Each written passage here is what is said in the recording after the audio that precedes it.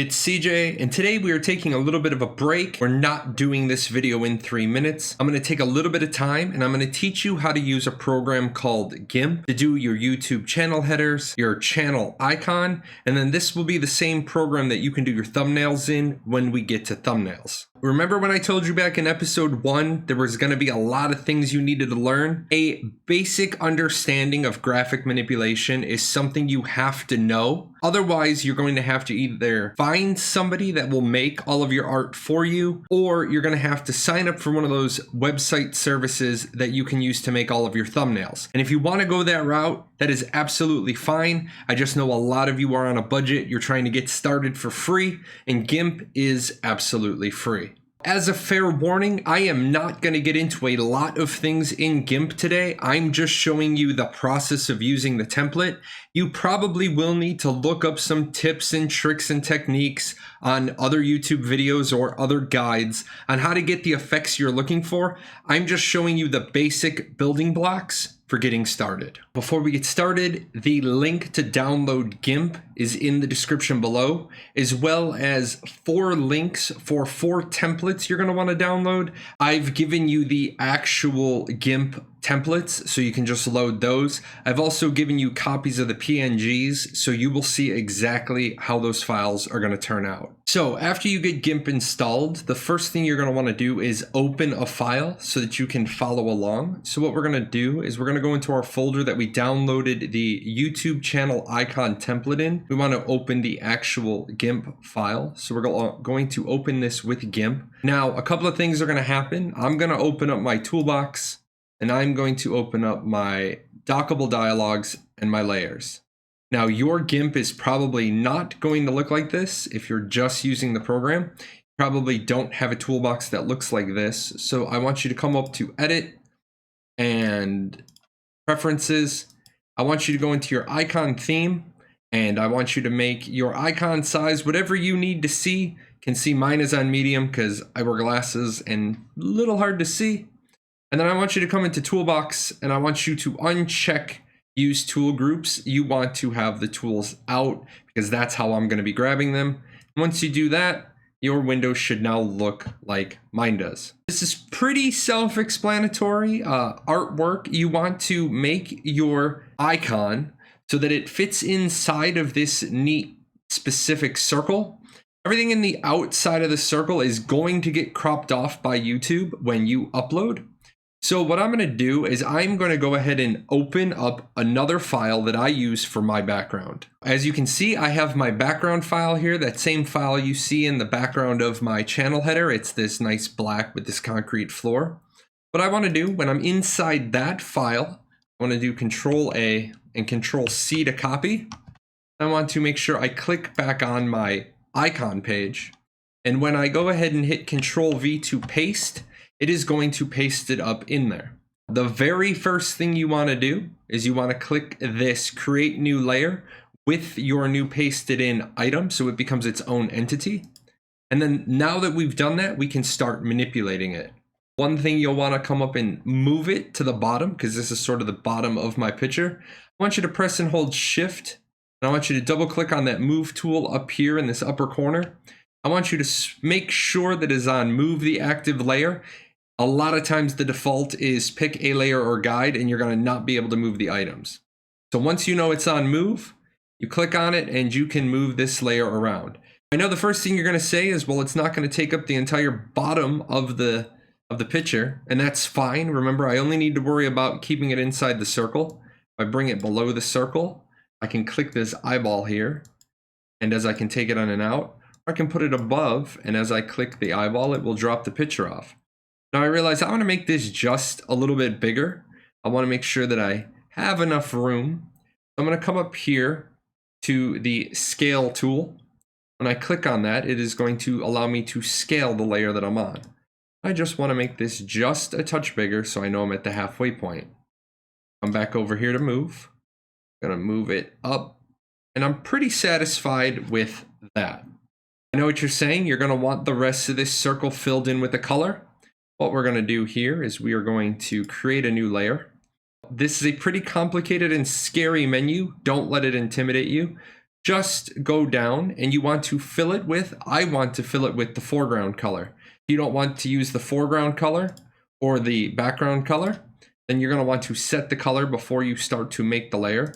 So say you wanted to make what you're filling in red, go ahead and click this, make the foreground color red. And we add this channel, I'm going to fill it with the foreground color.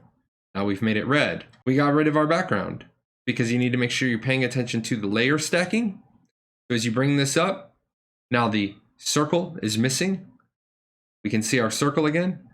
We're going to be able to lay some text on top of this. Now I will tell you, I absolutely hate doing text in Gimp. I just do not like the interface. I will show you the best that I can. There is actually a little trick for Gimp. If you happen to have PowerPoint, you can go into PowerPoint and you can mess around with your text and add glow and outline and shape, whatever you want. When you go ahead and you hit copy, you come back into Gimp. When you drop this in, you're actually going to drop it in exactly. You create that layer, and now you have created the font you want in PowerPoint. Unfortunately, I haven't found another program that allows you to do it that way. So unless you have PowerPoint, you will have to mess around with the fonts in Gimp. So to get started with the font tool, what you want to do is double click on the text tool, drag this menu, open up this menu all the way until you get to the use editor checkbox, and then keep this menu open. It's going to make life easier. Click on use editor and then click back over into your image, and it's going to pop up the full text editor window. Now we know the name of our show is going to be Content Creation Success in 3 minutes. Now the first thing we want to do is we want to, double back here, and we want to change that to Content Creation Success in 3. Now we pull this out of the way, we can start working on our font. Now, unfortunately, if you're in this menu right here, you can't change the fonts without knowing the name, and it's going to be the same thing right here. What you can do is you can come over to the Tools option, click on the text box, and this will allow you to scroll through just like other programs that you're familiar with. Why they don't do that in the text editor, I don't know. So it may take you a while to know the font you want to use. It's probably a good idea if you already know, so that you're not spending a lot of time trying to find it in Gimp. I happen to know that my font is Neon Tubes 2. So I pop that in, and that's starting to look like what we built. Now I can make my determination if I want to justify that here, or I can center it. But I don't like the red. I want to make this that neon green that we had. And gotta find the color I want. And I guess that's gonna do. So we're going to go with that. Close this up. Now we want to do a little centering. Now we have about half an icon. So like I talked about earlier, we want to set our color. I want to set my color to black. Then I'm going to add a new layer so that I have that nice full black panel. Again, click up here and drag this down. I'm actually going to delete this red layer. So now I have a vague idea of what I want my icon to look like. Now I know what you're saying. You're like, this YouTube icon is in the way. I can't really see. What you can do is you come up here to the opacity. You make sure to click on that layer, and then you can lower the opacity of the YouTube window. So you can still see it now in the background. And you can still work with your font. You can, if you move this down, you're going to see your background again, and you can still kind of see that circle. Now, if you wanted to move your font, don't do that. What you want to do is Control Z that out. You always want to make sure you're clicking on the right layer. So I'm like, okay, well, this font just isn't big enough. A couple of ways I can fix that is I can go into the font and I can highlight it all. I can start bumping up the font size. But another way that you can go about doing that is you can click on the scale tool and grab this and make it just a little bigger. Now don't make it too big. Make sure to hit enter. Don't make it too big because you do not want to go outside of that circle. And now you're like, I don't like it. It's just square. What if I want to give a little twist to it? Well, you're gonna go with the rotate tool up here. You click on this, You just drag and turn. If you want to do a precise angle, you can drag on the bar, or you can actually hit the arrows, or you can type in the total number that you're looking for. When you're done, you hit enter, and you have your image there. I'm thinking this looks pretty good. Now, the one thing you'll notice, I don't have the glow on my font like I have when I import my YouTube, my PowerPoint. And that's one of the things you're gonna have to learn Gimp for. I have a shortcut, so I'm not gonna learn that. Now, before you export this, what you wanna do is click off this eyeball. That way you're not exporting that YouTube underlayer. And we are pretty much ready to go. What we want to do is we want to save.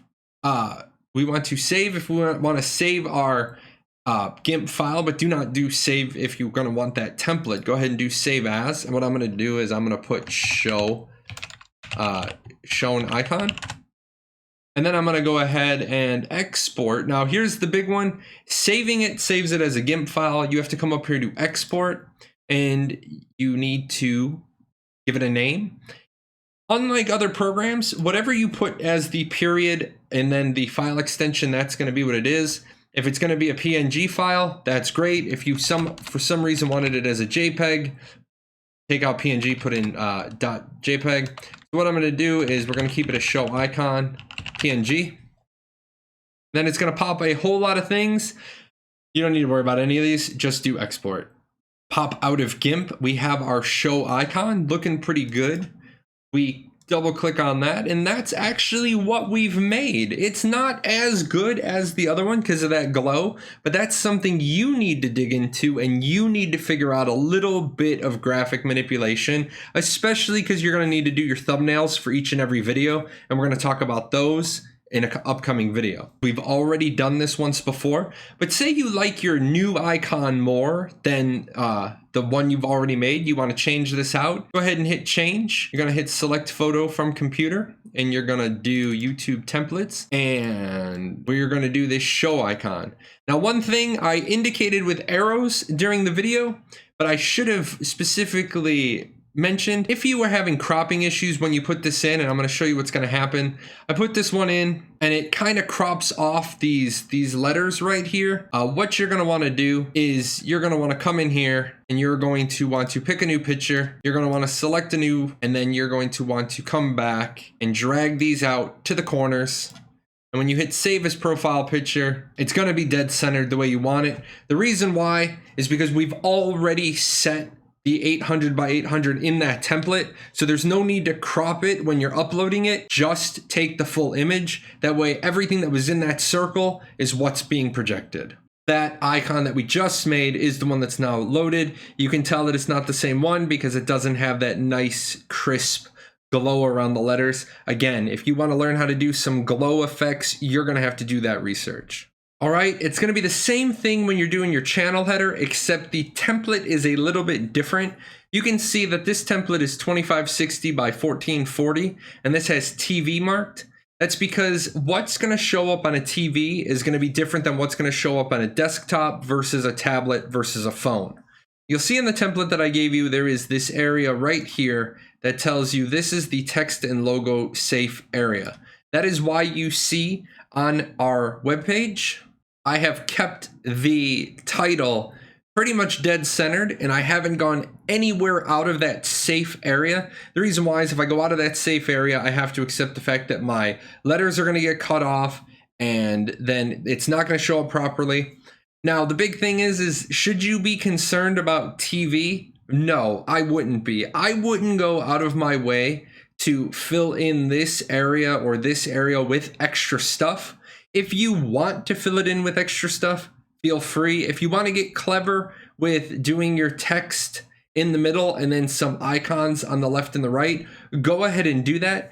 Just make sure that whatever you put in this 1546 by 423 box, make sure you make this good looking, because that's going to be the focal point of your channel art.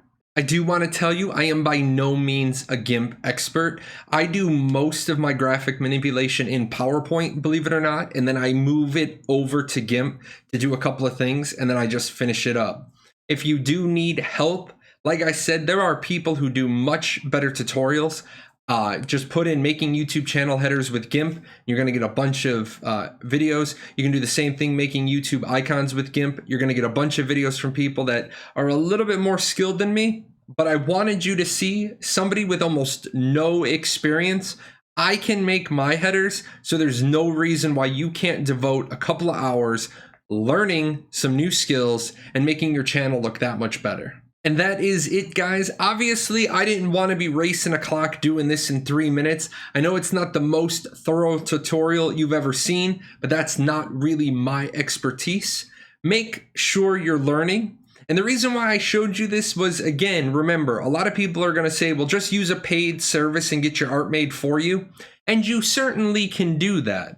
But do you want to be obligated to a paid service every month for all of your thumbnails? Remember, you're going to need a thumbnail for every video you make, and if you're maintaining a good pace, you're talking somewhere between 8 and 12 videos a month, and that's going to add up pretty fast if you're paying per picture. Now, you might find it useful, you might find it not, but I don't want to ever hear you say, well, I can't do it, it's just too hard. You can see, I showed you, it's not that difficult. In just about one afternoon of learning, you'll be making your art with no problem. Make sure you check out today's 3-minute video. That's going to be getting started on YouTube without breaking the bank. It's going to be an explanation of what gear you need.